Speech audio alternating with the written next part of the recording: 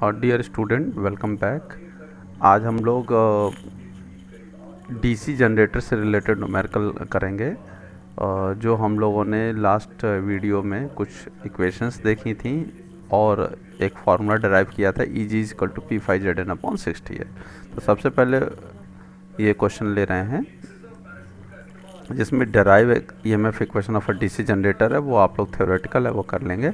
उसके बाद ये क्वेश्चन है, what will be the change in EMF induced if flux is reduced by, यहाँ पे बाई कट गया है, by 20% and speed is increase by 20%।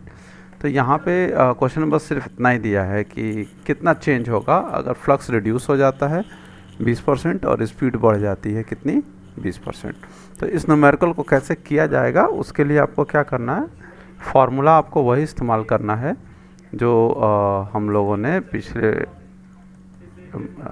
Derive किया था पिछले वीडियो में। वो फार्मूला था आपका EB is equal to P5Zn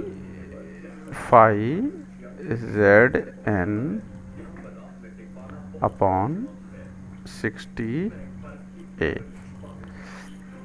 तो यहाँ पर क्या है कि दो ही चीज़ें सिर्फ चेंज हो रही हैं। यहाँ पे हम लोगों ने देखा था डेरिवेशन में P जो है नंबर ऑफ पोल्स है, 5 फ्लक्स है, Z नंबर ऑफ कंडक्टर्स है, N स्पीड है और A जो है नंबर ऑफ पैरेलल पाथ है। तो यहाँ चीज़ें क्या क्या कांस्टेंट होंगी, जो चीज़ वेरी नहीं कर रही है वो कांस्टेंट रहेगी। जैसे कि फ्लक्स वेरी कर रहा है यानी कि 5 वेरी कर रहा है तो ये एक वेरिएबल क्वांटिटी होगा, और आपकी स्पीड वेरी कर रही है तो N भी आपका वेरिएबल क्वांटिटी होगा, और बाकी सब क्या होंगे कांस्टेंट। इसलिए यहाँ पे लिखा गया since E is proportional to 5 into N, बाकी सारे प्रोपोर्शनैलिटी में चले जाएंगे।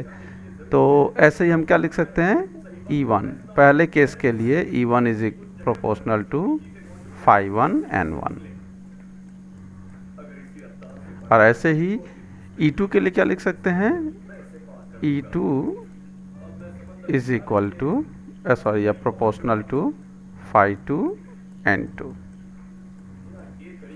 तो इस तरीके से दोनों को जब डिवाइड करेंगे तो प्रोपोर्शनैलिटी हट जाएगी और हमको ये रिलेशन मिल जाएगा E2 इज इक्वल टू, क्योंकि हमको E2 ही चाहिए, E2 is equal to E1 into 5/2/1 into N2/N1।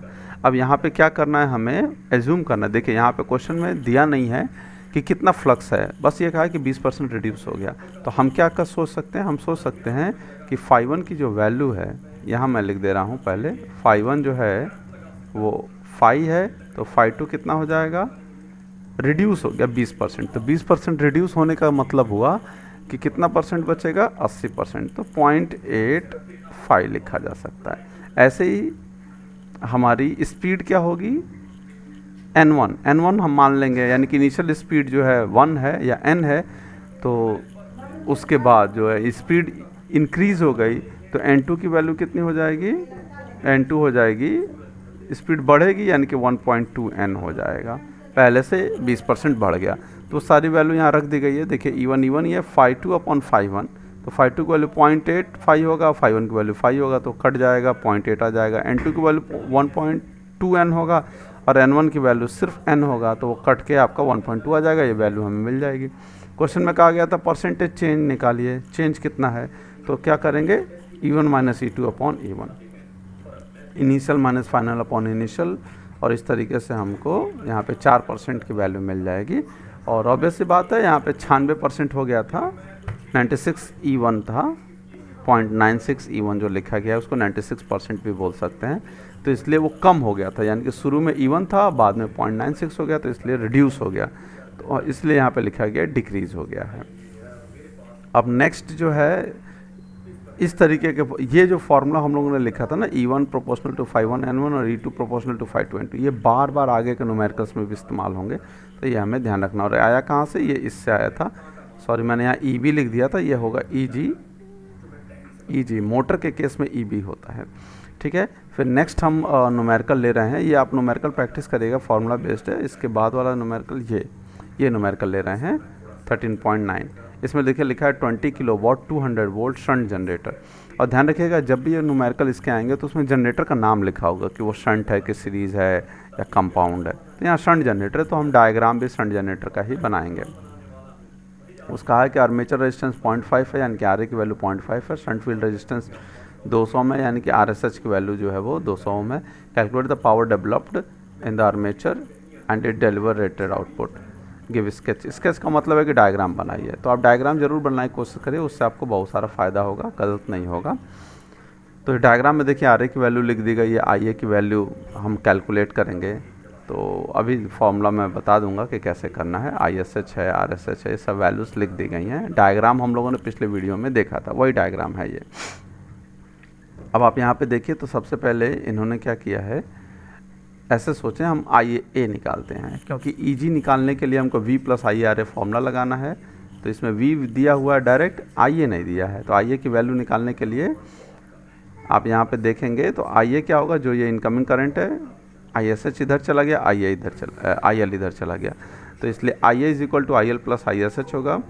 अब आई एल निकालेंगे तो I L is equal to होता है output power divided by voltage. तो आउटपुट पावर दिया हुआ है 20 किलोवाट, इसलिए यहाँ पे निकाला गया है 20,000 बटा 200, तो 100 एम्पियर आ गया है।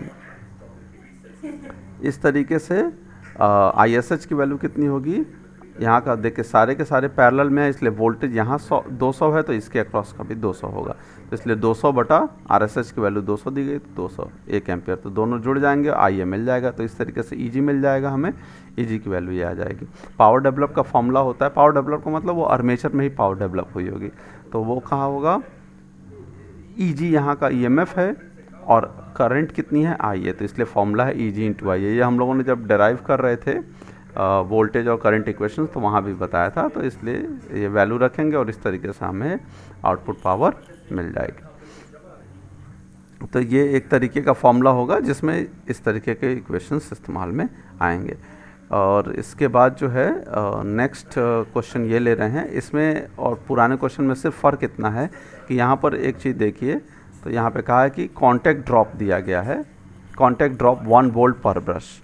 तो सर फ़र्क इतना है यहाँ पे वोल्टेज ड्रॉप जो है ब्रश के अक्रॉस भी दिया है।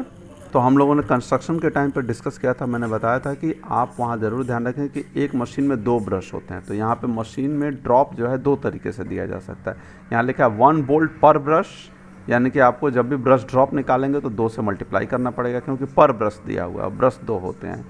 और अगर सिर्फ लिखा होता है कि 1 वोल्ट ब्रश ड्रॉप, तो इसका मतलब वो दोनों का मिला के दिया होता है। तो हमें यहाँ पे थोड़ा सा ध्यान रखना होगा कि क्या वैल्यू दी गई है, सिर्फ फ़र्क इतना है। यहाँ पर भी आप आई एल की वैल्यू निकाल लेंगे, आई एस एच निकाल लेंगे, आई ए निकाल आएगा, ई जी की value V plus I R A, और यहाँ पे ब्रश ड्रॉप जो है वो जुड़ जाएगा। तो ब्रश ड्रॉप देखिए यहाँ पे इन्होंने किया 2 × 1, वो जुड़ के हमको वैल्यू मिल जाएगी। तो इस तरीके से न्यूमेरिकल्स हम कर सकते हैं, आप लोग भी ज़रूर प्रैक्टिस करें, और अगर कोई भी कन्फ्यूजन है तो आप ज़रूर ग्रुप पे पूछें। नॉर्मली कोई बच्चा पूछ नहीं रहा है और ये अच्छी बात नहीं है, आप लोग ज़रूर क्वेश्चन पूछें। Thank you.